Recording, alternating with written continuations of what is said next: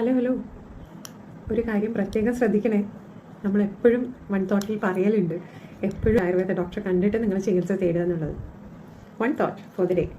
ഇന്നത്തെ തോട്ട്, അരിഷ്ടം കുടിച്ചു കഴിഞ്ഞാൽ ലിവർ പോവോ അല്ലയോ എന്നുള്ളത് വേറൊരു ഇഷ്യൂ. പറയാണ്ട് ഡോക്ടറിൻ്റെ പ്രിസ്ക്രിപ്ഷൻ ഇല്ലാണ്ട് സ്ഥിരമായിട്ട് അരിഷ്ടം വാങ്ങിച്ചു കുടിച്ചു കഴിഞ്ഞാൽ ലിവർ പോവും.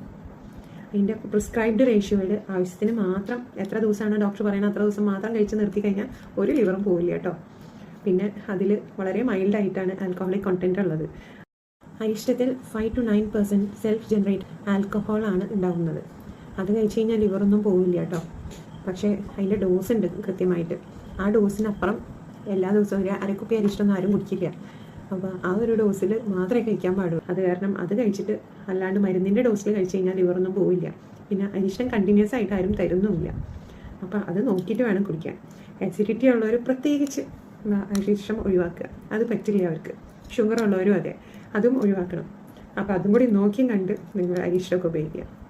സ്വയം ചികിത്സ എപ്പോഴും ആപത്ത് തന്നെയാണ്. So that's A thought for the day. Thank you very much.